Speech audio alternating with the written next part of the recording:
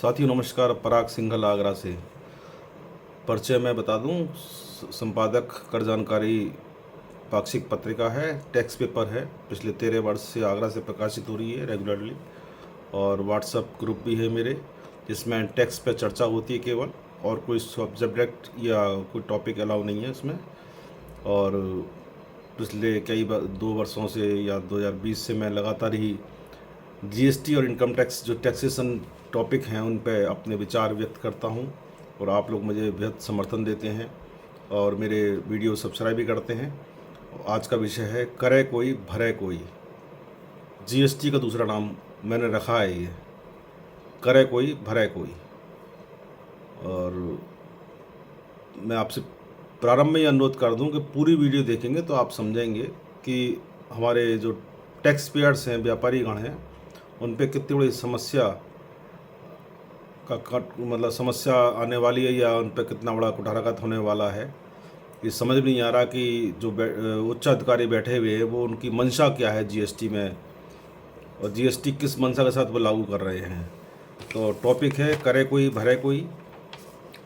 1 जुलाई 17 को आप ध्यान है कि 1 जुलाई 17 को जब संसद द्वारा जीएसटी प्रणाली, एक राष्ट्र एक कर प्रणाली के अंतर्गत लागू किया था, और ये भी कहा गया था ईज़ ऑफ डूइंग बिजनेस के अंदर हम जो है प्रमोट कर रहे हैं ease of doing business policy को। उसमें हम जीएसटी को बहुत ही सरल और सिंपल टैक्स बनाने जा रहे हैं और इसको लागू करने जा रहे हैं।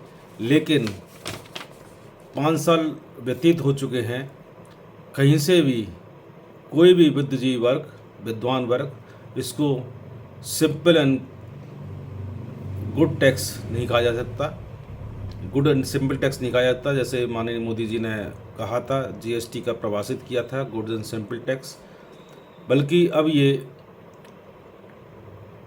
कॉम्प्लिकेटेड टैक्स के रूप में लागू हो चुका है। जैसे मैंने कहा, टॉपिक है करे कोई भरे कोई। आपको ध्यान होगा जिस समय जीएसटी एक्ट बनकर लागू हुआ था देश में, उस समय 3 सेक्शंस बड़े इंपॉर्टेंट सेक्शन थे, सेक्शन 37, 38 और 39। 37 में ये था कि अपने सप्लायर जो है अपने जितने भी आउटवर्ड्स इन्वाइसेस हैं उनको जीएसटी अपन में अपलोड करेगा। और जीएसटी सेक्शन 38 में व्यवस्था दी गई थी कि जो सेक्शन 30 के अंतर्गत जीएसटी अपन में जो आउटवर्ड बिल्स अपलोडेड होंगे उसको सेक्शन 38 के अंतर्गत जीएसटीआर 2 के अंतर्गत उसको वेरिफिकेशन किया जाएगा। और सेक्शन 39 के अंदर जीएसटीआर 3 को इंट्रोड्यूस किया गया था। उसमें व्यवस्था ये थी कि 1 और 2 का जब वेरीफाई हो जाएगा, 1 को 2 के द्वारा वेरीफाई कर दिया जाएगा, तो 3 के अंदर ऑटो पॉपुलेटेड होकर कैलकुलेशन शो करेगा, जिसको व्यापारी द्वारा क्लिक करके टैक्स जमा कर देगा और अपने रिटर्न दाखिल करके अपना निश्चिंत पा जाएगा।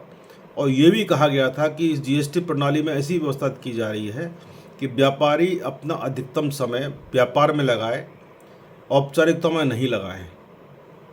लेकिन जो धीरे धीरे स्वरूप आ गया है वो ये आ गया है कि व्यापारी अपना अधिकतम समय जीएसटी की औपचारिकताओं को पूर्ण करने में लगा रहा है और व्यापार में कम लगा रहा है।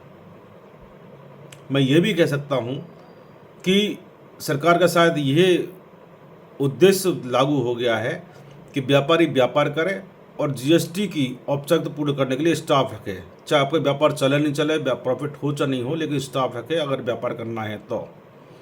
या एक ऑप्शन ये भी मानता हूँ मैं कि व्यापार अनरजिस्टर्ड करें, टैक्स के झगड़े ही ख़त्म कर दें। क्योंकि अभी जो है 1 अक्टूबर से एक सेक्शन 41 के अंतर्गत एक व्यवस्था लागू कर दी कि परचेजर ने सेलर से माल परचेज किया और सेलर ने अपना जीएसटीआर 1 3B दाखिल नहीं किया, 3B दाखिल नहीं किया तो टैक्स जमा नहीं किया होगा सेल पर, तो उसका आईटीसी का लाभ परचेजर को नहीं मिलेगा। अब परचेजर इस बात को लेकर देखे और इस बात की चौकीदारी करे कि सब सेलर ने रिटर्न जमा किया नहीं किया, टैक्स जमा किया नहीं किया, अदरवाइज उसको आईटीसी नहीं मिलेगी। और मान लो उसने आईटीसी ले ली है तो उसको रिवर्स करनी पड़ेगी, और रिवर्स नहीं की उसने तो उसको गलत मंशा या जो भी आप एक्ट 130 जो सेक्शन 132 है या आपका जो है सेक्शन 17(5) है, उसमें जो है उसके ऊपर कार्रवाई की जाएगी। मतलब व्यापार करो, टैक्स दो और कार्रवाई के लिए तैयार रहो। मैंने परचेज़ किया, ये मेरी गलती है, क्योंकि मेरी जिम्मेदारी इतनी नहीं है कि मैंने परचेज़ करके टैक्स क्लेम कर आईटीसी ले ली और टैक्स जमा कर दिया, बकाया टैक्स। मेरी जिम्मेदारी इतनी है कि मैं सेलर की चौकीदारी करूं कि उसने टैक्स जमा किया नहीं किया। जैसे बता दूं मैं इस बारे में, मेरे बड़े भाई और मेरे प्रेरणा स्रोत कानपुर के संतोष गुप्ता जी ने अपना आर्टिकल लिखा है, उसमें मैंने मनन किया और मैंने कर जानकारी में प्रकाशित भी किया है, और उसी को मैं आज उसके अपने शब्दों में प्रस्तुत कर रहा हूँ। सप्लायर यदि अपनी सप्लाई पर जीएसटी का भुगतान नहीं करेगा तब क्रेता को जीएसटी के दावे का लाभ, मतलब आईटीसी का लाभ स्वीकार नहीं किया जाएगा।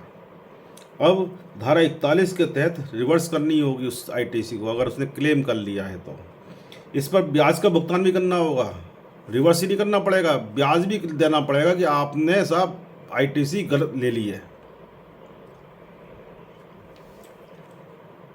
किंतु जब विक्रेता जीएसटी की अदायगी कर देगा तब इस आईटीसी का लाभ जीएसटी 3B में दावा करते हुए लाभ प्राप्त कर सकता है। मतलब इंतजार करे, चौकीदारी करे, जैसे मैंने कहा था पहले भी कि वो कब दाखिल कर रहा है, कब टैक्स जमा कर रहा है, उसका चौकीदारी करे वो, और तब उसका लाभ ले। बड़े हंसी वाली बात है कि मैं अपना GSTR 1, 2, 3 जो है अपना देख सकता हूँ, 2 में देख सकता हूँ किसने अपलोड किया नहीं किया। मेरे को कोई राइट नहीं है, टैक्स जमा कर रहा हूँ, गवर्नमेंट की मुंशीगिरी कर रहा हूँ, लेकिन मुझ पर अधिकार नहीं है कि साहब मैं उस जो मैंने पेमेंट कर चुका हूँ टैक्स का परचेज के वक्त पे, परचेज के समय, उसका मैं लाभ ले सकूँ। इस आशय के कानून व नियम को प्रभावी रूप से लागू करने के लिए सरकारी विज्ञप्ति जारी कर दी गई है और नोटिफिकेशन जारी कर दिया गया, और 1 अक्टूबर 22 से ये प्रभावी भी हो गया है। लेकिन बहुत बड़ा प्रश्न ये उठता है कि क्रेता ये कैसे जान पाएगा कि विक्रेता ने उसको की गई बिक्री या सप्लाई पर जीएसटी आईटीसी का लाभ उपरोक्त अनुसार अनुमन्य है या नहीं है। क्रेता द्वारा यदि अपने सप्लायर को 180 दिन में, ये भी व्यवस्था है, अगर 180 दिनों के अंदर खरीद की धनराशि का भुगतान नहीं करता है तब नियम अनुसार उस खरीद पर आईटीसी अनुमन्य नहीं होगी। मान लीजिए मैंने परचेज किया और किन्हीं कारणों से मैं बीमार पड़ गया या कोई भी ऐसी मेरे साथ दुर्घटना हो गई या मिस हैपनिंग हो गई और मैं पेमेंट नहीं कर पाया 6 महीने तक उसका, क्योंकि सेलर समझ रहा है कि इस बात को, भाई मेरा जो परचेजर है उसके साथ दिक्कत आ गई तो वो कोऑपरेट कर रहा है, तो लेकिन आईटीसी का लाभ नहीं मिलेगा मुझे। 180 दिन व्यतीत होने वाले टैक्स अवधि में ब्याज सहित आईटीसी को रिवर्स करना पड़ेगा। यदि क्रेता उस खरीद का भुगतान इस अवधि के बाद कर देता है तब क्रेता भुगतान करने के बाद आईटीसी लाभ का दावा अपने GST 3 में कर सकेगा। यह पुनः आईटीसी दावे में समय सीमा की कोई बाध्यता नहीं। वही बड़ी मेहरबानी कर दी कि साहब टाइम लिमिट नहीं है, आप 6 महीने बाद 7 महीने बाद आप कर लीजिए। भुगतान करने के उपरांत दावा किया जा सकेगा, यह एक राहत की बात है। जैसे मैंने कहा ना, बहुत मेहरबानी करी सरकार ने, हमारे उच्च अधिकारियों ने बैठे हुए कि बहुत मेहरबानी करी है साहब, आप दावा कर लेना 6 महीने 7 महीने बाद अगर आप पेमेंट कर देते तो। वित्तीय वर्ष के क्रेडिट नोट और डेबिट नोट भी नवंबर तक जारी किए जा सकते हैं। GSTR 1 एवं GSTR 3B और GSTR 8 में भूल सुधार संबंधी संशोधन 30 नवंबर 22 तक सीमित दायरे में किए जा सकते हैं। ये थोड़ी सी गवर्नमेंट ने मेहरबानी कर दी है परेशानी को देखते हुए। लेकिन मैं आप लोगों से प्रश्न करता हूँ, विशेषकर टैक्स पेयर्स से जो रजिस्टर्ड व्यापारी हैं हमारे और व्यापारिक संगठनों से प्रश्न करता हूँ कि इस तरह की व्यवस्था लागू जो कर दी गई हैं, भाई अधिवक्ता की ये प्रश्न क्यों उठाए? अधिवक्ता तो प्रॉब्लम है नहीं, वो टैक्स जो निकलेगा वो जमा करा देगा, आपसे रिटर्न जमा कर देगा, लेकिन जो मार पड़ेगी वो टैक्स पेयर में पड़ेगी, व्यापारी में पड़ेगी। तो मेरा प्रश्न व्यापारिक संगठनों से है कि व्यापारिक संगठन इस बारे में क्या कार्य नीति बना रहे हैं, विरोध कर रहे हैं, या गवर्नमेंट का समर्थन कर रहे हैं, या क्या करना है, इस कार्य नीति तो बताएं। इसके साथ ही मैं अपना वाणी विराम देता हूँ। प्रश्न आपको सामने रख दिया है, उत्तर आपको देना है, विचार आपको करना है। नमस्कार, जय हिंद, जय भारत।